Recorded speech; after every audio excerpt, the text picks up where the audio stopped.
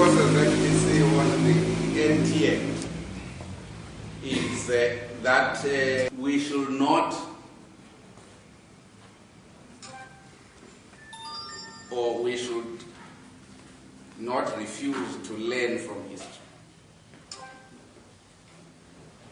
The inclusive government was not different from the principle that is being propagated under the NTA.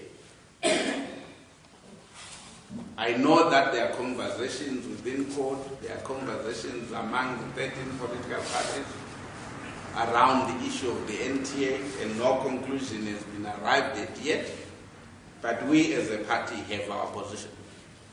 And that position is that we cannot and will not support trying to resuscitate ZANU PF once again.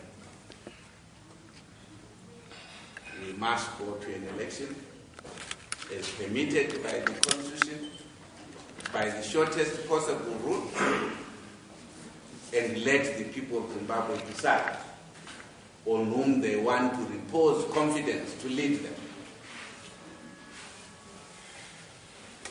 Those who will win or who will say they have won should have the mandate to lead up to the next election. Yes, the economy is in a terrible state. Yes, the people are suffering. But we as a nation must learn that we correct all of these things, not by bringing people to government through the back door,